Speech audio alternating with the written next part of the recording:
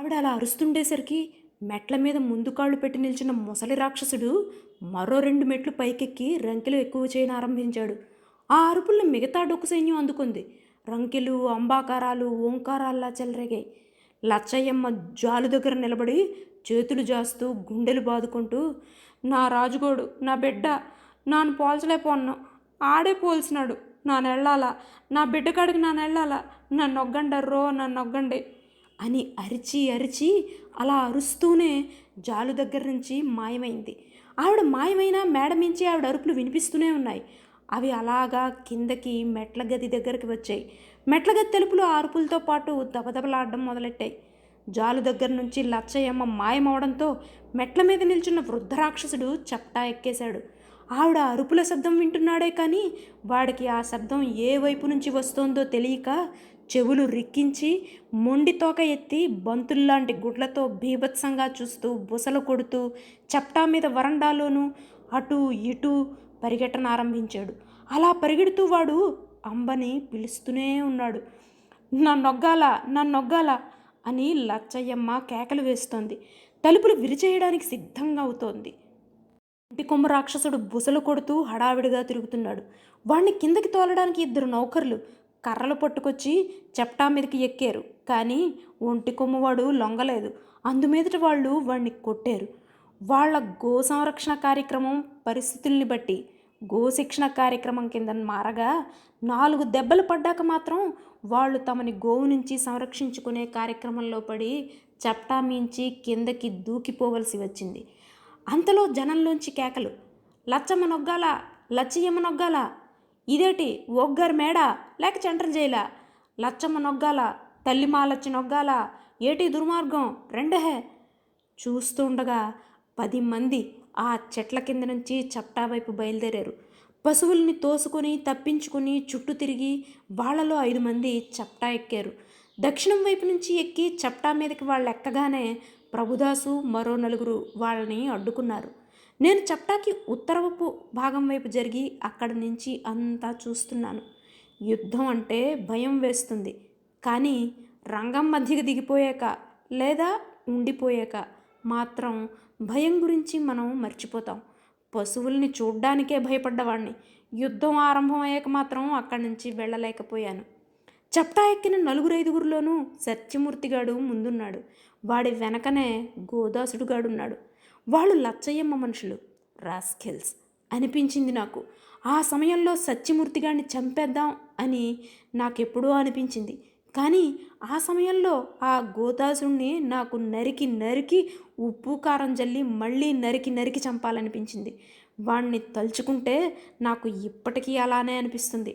స్వామి ద్రోహం కంటే మహాపాపం మరోటి లేదని నేను భావిస్తాను. తలుపులు తీసి లచ్చయ్యమ్మని బయటికి రానివ్వమంటున్నారు వాళ్ళు. అయ్యగారి ఆర్డర్స్ లేకుండా తను తలుపు తీయనంటున్నాడు ప్రభుదాసు. వీల్లేదు, తీయాలి, అది పిచ్చిది, మేం చూసుకుంటాం, అందరినీ చంపేస్ది, వీలు లేకుండా అడ్డుకుందికి ఇంతమంది ఉన్నాం, అది నన్ను చంపేస్ది, చంపదు, మధ్యాహ్నం ఒంటరిగా మేడెక్కేవే, చంపితే అప్పుడే చంపును కదా, ఏమో ఎవడు చూశాడు, నాను తలుపు తీయను, తీయకపోతే వీల్లేదు, ఏం చేస్తావేటి, జబర్దస్తిగా తీయిస్తాను, తీయించు చూద్దాం. ఇలా ప్రభుదాస్కి ఆ సత్యమూర్తిగాడికి ఘర్షణ జరిగింది.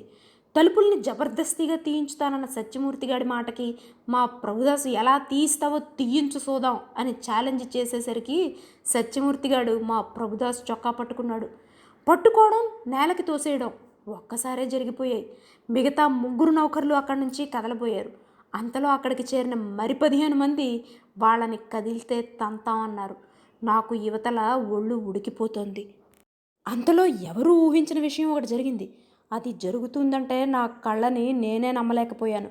కింద పడ్డ ప్రభుదాసు తిరిగి లేచే లోపున గోదాసుడుగాడు మెరుపులా అతనికి దగ్గరికి దూకి మేడ తాళాన్ని లంకించుకున్నాడు. పరిగెట్టాడు. ఒంటి కొమ్ము రాక్షసుడు చప్టా మీద ఓ వైపు మొహం పెట్టి గానుగెద్దులా తిరుగుతున్నాడు. అట్నుంచి ఇటు ముఖం పెట్టి మళ్ళీ అదే మాదిరిగా తిరుగుతున్నాడు. మెట్ల గది తలుపులు బద్దలవుతున్నాయి, విడిపోతున్నాయి. నేలని పడ్డ ప్రభుదాసు లేచాడు. అతనికి సత్యమూర్తిగాడికి మరింక అంతకంటే పెద్ద ఘర్షణ అవునో మానునో ఏమవునో నేను చెప్పలేను. ఆ ఘర్షణ జరిగే లోపున విప్పిన తాళం కప్ప ఓ చేత్తో పట్టుకున్న గోదాసుడిగాడు విజయోత్సాహంతో వెంటరాగా కొండ శిఖరం కదిలి వచ్చినట్టు, ఆదిశక్తి అవతరించినట్టు, మరిడి మహాలక్ష్మి, ఆ శనిదేవత, ఆ లచ్చయ్యమ్మ మా రాజయోగ పెదనాయన గారి భవనంలోంచి విడివడి వరండా దాటుకొని చెప్టా మీదకి వెలుగులా వచ్చింది. ఆ ముష్టి డొక్కు ఒంటి కొమ్మెద్దుని కౌగిలించుకొని కన్నీరు కారుస్తూ అలా ఉండిపోయింది. పట్టపుటేనుగులా ఆవిడ చప్టా మీదకి దిగేసరికి భక్తితోనా అన్నట్టు సత్యమూర్తిగాడు వాళ్ళు కొంత వెనక్కి జరిగిపోయారు. నేను కూడా బాగా వెనక్కి జరిగాను. లచ్చయ్యమ్మకి ఇటుపక్క కొంత దూరంలో నేనున్నాను. మధ్యని ఆవిడ నిల్చుని ఆ డొక్కుటెద్దును నిమురుతూ నా రాజు, నా బిడ్డ అంటోంది. ఇలాగైనా వేట్రా నాయనా అని ఏడుస్తోంది. జనం అంతా ఒక్కసారిగా సంతోషంతో, ఆవిడ అలా స్వేచ్ఛగా రాగలిగినందువల్ల కలిగిన సంతోషంతో అనుకుంటాను, పిడుగుల్లా చప్పట్లు కొట్టారు. విడిపోయిన తాళం కప్పని చెయ్యెత్తి అందరికీ చూపిస్తూ చెంగు చెంగున గెంతి మెట్లు దిగుతూ జనంలో చేరిపోతూ అమ్మకి జై అని అరిచాడు గోదాసుడుగాడు. ఆ అరుపు కొన్ని వందల అరుపు కింద జనంలోంచి ప్రతిధ్వనించింది. ఆ వందల అరుపులకి కొన్ని వందల పశువులు తమ అంబాలను జోడించాయి. ఈ లోకంలో అంబ శబ్దం తప్ప మరేదీ లేదనిపించింది నాకు. దాంతో నా గుండె దడ పట్టుకుంది. ఆ సమయంలో నేను ప్రభుదాసుని చూశాను. అతన్ని చూస్తే నాకు నా గుండెదడ తగ్గలేదు. అతని ముఖం కోపంతో, ద్వేషంతో, భయంతో మాడిపోయి ఉంది. తను నిల్చున్న చోటు నుంచి నెమ్మదిగా వెనక్కి తగ్గుతున్నాడు అతను. కాటేయడానికి సిద్ధంగా ఉన్న పాము వీలు చూసుకుందికి వెనక్కి జరుగుతున్నట్టు ఉన్నాడు అతను. పగ వల్ల, పిరికితనం వల్ల, ప్యానిక్ వల్ల అతను ఏమైనా ప్రమాదమైన పని, మనం అంతా దెబ్బకి దొరికిపోయే పని చేసేస్తాడేమోనని నేను భయపడ్డాను. అతను ఆ పని చెయ్యకపోతే ఆ దినం ఎలా ఆఖరయ్యేదో నేను చెప్పలేను. కానీ అతను అలా చెయ్యకపోయినట్లయితే ఆ దినం ఎంత ఘోరంగా అంతమైందో అంత ఘోరంగా అంతం అయి ఉండకపోవచ్చునని నేను అనుకుంటాను. కానీ కానీ అది ఎలాగా అలాగే ఆఖరయ్యేదేమో. అతను ఆ విధంగా చెయ్యకపోయినా లచ్చయ్యమ్మ తన పని ఎలాగూ చేయించే ఉండేదే, లేక మానుకునేదా? ఏమో చెప్పలేం. ఏది ఏమైనప్పటికీ యుద్ధం భయంకరంగా ఆరంభమైంది. భీభత్సంగా ముగిసింది. పోలీసుల చేత నేను అనేకసార్లు అలగా జనాన్ని చంపించాను. కానీ అంత నెత్తురు నేనెక్కడా చూడలేదు. అందులోనూ మనవారి నెత్తురు, మన నెత్తురు. ఆ తరువాత చిందడమైనా సరే నేను ఎన్నడూ చూడలేదు. కానీ మన నెత్తురు ప్రవహించడం ఆ దినం నేను చూడవలసి వచ్చింది. ప్రభుదాసు వెనక్కి జరిగి జరిగి వెళ్ళిపోయి జాకీని విడిచిపెట్టాడు. మన ఊహ తక్కువతనం మనల్ని తప్పుడు మార్గాల్ని తొక్కిస్తుంది. పరిస్థితుల్ని సరిగా అంచనా కట్టలేనప్పుడు మనం తప్పుడు పరిష్కారాలకి దిగవలసి వస్తుంది. కానీ ప్రభుదాసుని ఒక్కోప్పుడు నేను తప్పు పట్టలేను. అతను కల్లోలం సృష్టించాలనుకుని ఉంటాడు. ఆ కల్లోలం మనకి అక్కరలేని వాళ్ళని, మన శత్రువుల్లో ముఖ్యుల్ని కడతేర్చేద్దాం అనుకుని ఉంటాడు. అయితే అతని అంచనా తప్పైంది. కొద్దిమంది శత్రువులే అక్కడ ఉన్నారనుకున్నాడు అతను. కానీ కొమ్ములు తిరిగిన పశువుల సైన్యం మధ్యనే వాటితోనే జనం ఉన్నారని అతను కానుకోలేకపోయాడు. సైన్యాల మొహరింపు అలా ఉండగా ఎదురి వాళ్ళ నాయకురాలు, వాళ్ళ రాణి, వాళ్ళ ప్రాణం, ఆవిడ మీదకి మెరుపుదాడి ఆరంభమైంది. ఆ దృశ్యం నేను ఎప్పటికీ మర్చిపోలేను. నేను చచ్చినా అది మాత్రం బతికే ఉంటుంది. మెరుపుదాడి ఆరంభమైంది. ఆ మెరుపుదాడి విఫలమైపోయింది. దాడికి దిగినవాడు సేనానాయకుడే, 6 స్టార్ల జనరలే. అందులోనూ పగ తీర్చుకుందికి పరమ ద్వేషంతో, పిడుగులాంటి పట్టుదలతో రంగంలోకి దూకినవాడే. కానీ నావాడు నా కళ్ళ ముందే కూలిపోయాడు. నాకు ఓ కోట గోడ పడిపోయినట్టయింది. ఆ దుర్భర దృశ్యాన్ని నేను చూడలేకపోయాను. కానీ నా కళ్ళకి అది చూడక తప్పలేదు. చప్టా మధ్య ఎత్తుగా పరరాజుల పట్టమహిషిలా తన జనం వైపు తిరిగి లచ్చయ్యమ్మ నిల్చుని ఉన్నదని చెప్పాను కదా. ఆవిడ తన ముసలి ఒంటి కొమ్ము రాక్షసుడి దురవస్థని చూసి జాలిపడి కాబోలు వాణ్ణి సముదాయిస్తోంది, బుజ్జగిస్తోంది. వాడితో పాటు తను కూడా ఏడుస్తోంది. ఆవిడికి ఎడమ వైపున దిగువని జనానికి చేరువుగా సత్యమూర్తిగాడు వాళ్ళు ఉన్నారు. వాళ్ళకి ఆవిడకి మధ్య పశువులు మళ్ళీ కమ్ముకుపోయాయి. అంచేత వాళ్ళు వెంటనే ఆవిడ సాయానికి రాలేకపోయారు. ఆవిడకి కుడివైపు దూరంగా నేనున్నాను. అలా నేనుండగా నా వెనక నుంచి అరుచుకుంటూ వచ్చి నా పక్క నుంచి నన్ను దూసుకుపోయింది తుఫాను గాలి.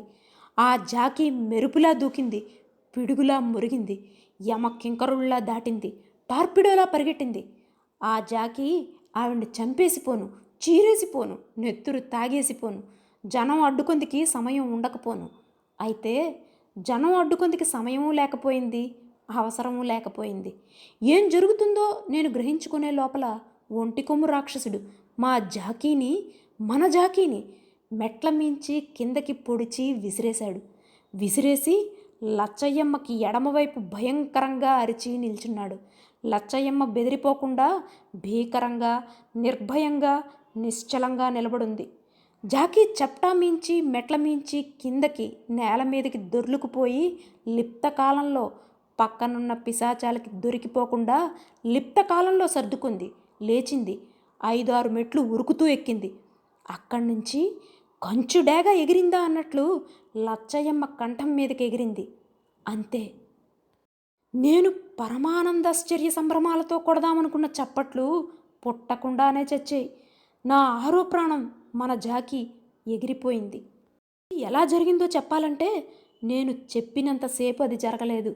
ఆవిడ కంఠం మీదకి మన జాకీ ఎప్పుడైతే ఉరికిందో ఆ అరక్షణపు సగభాగంలో ఆ లచ్చయ్యమ్మ సగానికి సగం మనిషి అయిపోయినట్టు తల వంచకుండా కాళ్ళు మునుకులు వంచి కిందకి కూర్చుండిపోయినందువల్ల మన జాకీ ఆవిడ తలమీంచి గురి తప్పి దూసుకుపోయింది. లేదు, దూసుకుపోలేదు. దూసుకుపోయే లోపల ఆ జాకీ వెనక్కాళ్ళు ఆ లచ్చయ్యమ్మ పిశాచానికి దొరికిపోయాయి. ఆ కాళ్ళు పట్టుకొని బట్టని బండరాతి మీద బాధేసినట్టు ఆ జాకీని చప్టారాళ్ళ మీద చాకిరేవు పెట్టి చంపేసింది ఆ లచ్చయ్యమ్మ. పరమ భయంకరంగా, జుగుప్సాకరంగా అరుస్తూ తిడుతూ, పరమ కిరాతకంగా ముఖం పెట్టి పళ్ళు బిగించి ఆ రాక్షసి మన జాకీని నిర్దాక్షిణ్యంగా బాది బాది చంపింది. నెత్తురు వరదలై పారగా తన నెత్తురులోనే తను తపతపా కొట్టుకొని నా కళ్ళ ఎదుటనే జాకీ ఆఖరి శ్వాస విడిచింది. ప్రభుసేవలో ప్రాణం విడిచి భగవంతుల్లో లీనమైంది. ఆ లచ్చయ్యమ్మ రాక్షసి ఊపిరి జోరుగా పీలుస్తూ విడుస్తూ పీలుస్తూ బాంబు దెబ్బకి చెదరని కొండ బురుజులా నిల్చుంది. జరిగిన ఘోరానికి జాకీ చనిపోయినందుకు కాదు, జాకీని ఆ లచ్చయ్యమ్మ మీదకి దాడికి పంపించినందుకు జనం హాహాకారాలు చేశారు. వాళ్లలో కొంతమంది చాలా దుర్మార్గంగా ముఖం పెట్టి కర్రలు పట్టుకుని అరిచే పశువుల్లోంచి ఈదుకుంటూ తన్నండి లంజా కొడుకుల్ని, వెయ్యండి లంజా కొడుకుల్ని, ఇది రెండో సుట్టు, ఈ సుట్టు అల్లుకోకండి అని అరుచుకుంటూ ముందుకి రాబోతున్నారు. నేను వాళ్ళ ముఖాల్లోని దుర్మార్గాన్ని చూసి హడలిపోయాను. పారిపోదామనుకున్నాను. కానీ నేను కదలలేకపోయాను. నా కాళ్ళని ఏదో పీడ పట్టుకుంటే ఉండిపోయినట్టు ఉండిపోయాను. ఇంతలో మరో ఘోరం జరిగింది. జాకీ చచ్చిపోయి జనమంతా రెచ్చిపోయిన ఆ సమయంలో, అదే విష సమయంలో మా రాజయోగి పెదనాయన గారి కారు సింహాల గేటులోంచి లోనికి మలుపు తిరిగింది. అప్పుడు నా రిస్ట్ వాచీలో వేళ సరిగా 4:25 దాటి ఓ నిమిషమో ఎంతో అయింది. ఎందుకో గానీ నా దృష్టి ఆటోమేటిక్గా వాచీ వైపు మళ్ళింది. ఆ సమయంలో వారు అక్కడికి రాకపోతే ఎంత బాగుండును. కానీ మృత్యుదేవత పిలుపుకి ఆవిడ్ని వెతుక్కుంటూ వచ్చినట్టు వచ్చారు మా రాజయోగి పెదనాయన గారు. సరిగా ఆ సాయంకాలం 4:30 సమయానికి అనుకుంటాను వారు భౌతిక కాయం చాలించారు. వారి కారు హారన్ శబ్దం వినగానే చప్టా మీదకి వచ్చే జనం ఎందువల్లనో కానీ ఆగారు. జాకీ ఎలానో చనిపోయింది కాబట్టి లచ్చయ్యమ్మకి అటు పెద్ద ప్రమాదం లేదు. కానీ ఇటుక ప్రమాదం వచ్చినట్టుందే అని వాళ్ళకి అనిపించిందనుకుంటాను. ఆ ప్రమాదాన్ని ఎలా ఎదుర్కోవడమో తెలియకనుకుంటాను వాళ్ళు అటు చూసి ఆగారు. సత్యమూర్తిగాడు గోదాసుడుగాడు మాత్రం ఆగలేదనుకుంటాను. వాళ్ళు చప్టా మీదకి వచ్చినట్టే నాకు గుర్తు. ఏం చేతనంటే లచ్చయ్యమ్మ చప్టా దిగినప్పుడు వాళ్ళు ఆవిడ పక్కలనే ఉన్నారు. రాజయోగి పెదనాయన గారి కారు సింహాల గేటు దగ్గర ఉన్న పశువుల గుంపులోంచి వాటిని తోసుకుంటూ అవి ఇటు అటు తప్పించుకుంటూ ఉండగా లోనికి రావడం 1-2 నిమిషాలు పట్టింది.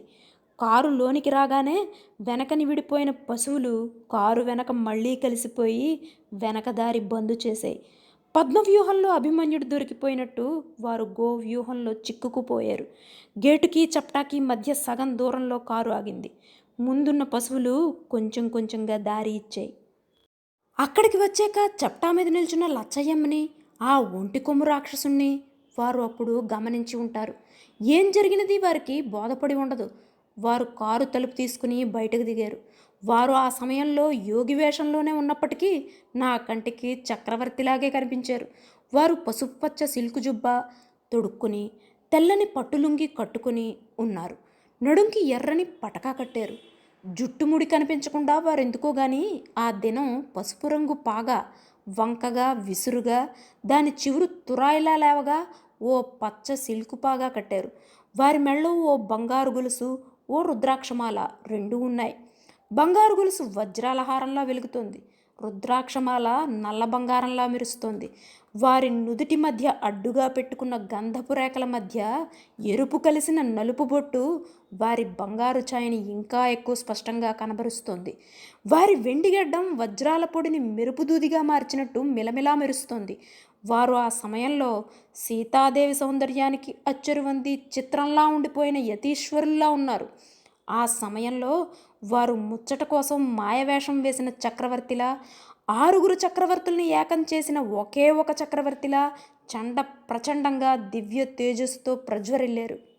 వారు అచ్చెరువంది అలా నిలబడిపోయిన సమయంలో వారు అలా తదేక దృష్టితో ఆ లచ్చయ్యమ్మని చూస్తుండగా ఆ లచ్చయ్యమ్మ కూడా వారిని అలా కొన్ని క్షణాలు కత్తి మొనలాంటి చూపుతో చూసింది. ఆవిడ మెట్లు దూకి వారిని ఏం చేస్తుందో అనుకుని అలా చూస్తూ ఉండిపోయాను. అదే కారణం వల్ల అనుకుంటాను జనం కూడా అలానే నిశ్శబ్దంగా ఉండిపోయారు. పశువుల సందడి కూడా తగ్గింది. చెట్లు కూడా ఏం జరుగుతుందోనని ఆకులన్నీ కళ్ళు చేసుకు చూస్తున్నాయి.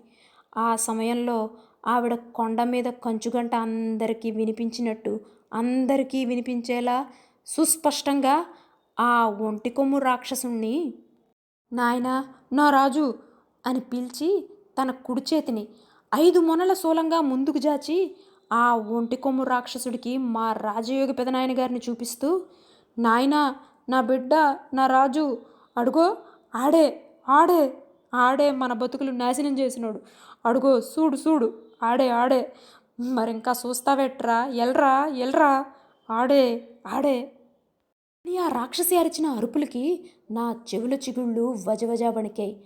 ఆడే ఆడే అనే ఆవిడ కేకలు అవతల్లి లోకానికి వినిపించేలా ఉన్నాయి. అరిచిందే కానీ ఆవిడ అక్కడి నుంచి కదలలేదు. అయితే ప్రమాదం లేదని నేను అనుకునే లోపున నేనింకా ఆ అనే మాట కూడా అనుకోలేదు. అంతలో ఆ ఒంటి కొమ్ము రాక్షసుడు మా రాజయోగ పెదనాయన గారిని తలెత్తి చూశాడు. ఆ తరువాత తల దించి చూశాడు. ఆ తరువాత ఆ రాక్షసుడు 6 టన్నుల రంకె వేసి వెర్రి గాలిలా పీడలా పిశాచంలా యమవాహనంలా కాళ్ళొచ్చిన పెనుబాంబుకి కళ్ళొచ్చినట్టుగా కొమ్ము మొలిచినట్టుగా ముందున్న మిగతా పశువుల్ని తోసుకొని వెంట తీసుకొని మా రాజయోగి పెదనాయన గారి వైపు దాడి చేశాడు. కారు తిరగబడిపోయినా సరే వారు పోట్లాడారు. పోట్లాడే సమయంలో వారి ముఖం 3 సింహాల్లా నాకు కనిపించింది. ఆ పశువుల్ని వారు భీముడు చంపేసినట్టు చంపేయాలని నాకు అనిపించింది. నేను కేకలు వేశాను, గోల చేశాను. నీటిలో మునిగిపోయే మనిషి 3 సార్లు పైకి లేచినట్టు వారు 3 సార్లు పైకి లేచారు. 4వసారి కింద పడ్డారు. ఒక పశువు కుమ్మగానే వెర్రిగా వందలాది పశువులు వారిని కుమ్మేశాయి. అజ్ఞానులు మూఢులు నీచులు అయిన మనుష్యులకైనా కాదు వారు తలవంచినది, పశువులకి పశువులకి గుడ్ గాడ్ పశువులకి వారు బలైపోయారు.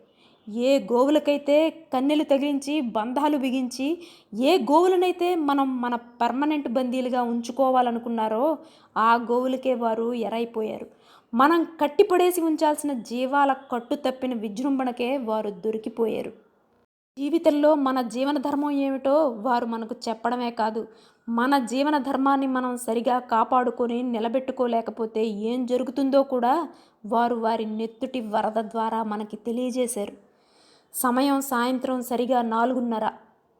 నేను మేడ మీదకి పారిపోయాను. పశువులు నన్ను వెంట తగలకుండా తలుపులు గడియలు వేసుకుని మరీ పారిపోయాను. ఆ మేడ మీద జాలు పక్కనే కూలబడిపోయాను. కానీ నా కళ్ళు మాత్రం జాలు సందుల్లోంచి కొత్త ప్రమాదాల కోసం వెతుకుతున్నాయి. నేను మేడ ఎక్కేసరికి లచ్చయ్యమ్మ చప్టా మెట్లు దిగిపోయింది. ఒంటి కొమ్ము రాక్షసుడు ఆవిడ వద్దకి వచ్చి ఉన్నాడు. ఆవిడ వాడి కొమ్ము నుంచి నెత్తురు తీసి బొట్టు పెట్టుకోవడం నేను చూశాను. అంతలో ఎన్ని తుపాకులు పేలాయో నాకు తెలీదు. 4-5 పేలుంటాయి. లచ్చయ్యమ్మకి తగలవలసిన గుండు ఆవిడ పక్కనే ఉన్న సత్యమూర్తిగాడ జబ్బకు రాసుకుని ఓ కొమ్మకో దేనికో తగులుకొని పైకి పోయిందనుకుంటాను. ఆ తరువాత చప్టా మీద తుపాకులు పట్టుకు నిలబడ్డ ప్రభుదాసుని, అతనిలాగే ఉన్న మరి ముగ్గురు అతని కార్బన్ కాపీలని, వాళ్ళ మీద పడే జనాన్ని చూశాను. కానీ ఆ జనం కూడా బెదిరిపోయి తప్పుకున్నారు. ఎందుచేతనంటే సముద్రం పొంగింది. ప్రళయ తలంగాలు తిరగబడ్డాయి, విరగబడ్డాయి. పశువుల ఆ తుపాకీ శబ్దాల వైపే దాడి చేశాయి. చప్టా మెట్ల మీదకి అవి కెరటాల్లా పొంగినట్టు పొంగాయి. నేను మేడ మీద కాబట్టి మిగిలిపోయాను. ఆ తుపాకులు కాల్చిన మన కింకర్లని ఆ గోవులు గదుల్లో వేటాడి గది గదిని వెతికి మరీ చంపాయి. పొడిచి పొడిచి చంపాయి. అంతే. సాయంకాలం 4:30 దాటింది. మా రాజయోగి పెదనాయన గారి భవనంలో నేను, శవాలు మిగిలాం. లచ్చయ్యం ఏమైంది? ఆవిడ కొడుకు దొరికాడా? ఏమో, నాకు తెలియదు. లచ్చయ్యమ్మ మాత్రం ఆ రాత్రి పామరజనం దివిటీలు చూపిస్తూ డప్పులు వాయిస్తూ ఉండగా ఆ వేలాది గోవులన్నీ వెంటరాగా ఏవేవో వెర్రి నృత్యాలు చేస్తూ ఆ గోవుల్ని తీసుకుని కొండలంట పోయిందట. ఆవిడతో వెళ్ళిన వాళ్లలో సత్యమూర్తి, గోదాసుడు కూడా ఉన్నారని కొంతమంది అంటారు. ఆవిడ కానీ, ఆవిడతో వెళ్ళిన గోవులు కానీ, జనంలో ఎవరైనా కానీ మళ్ళీ తిరిగి రాలేదు.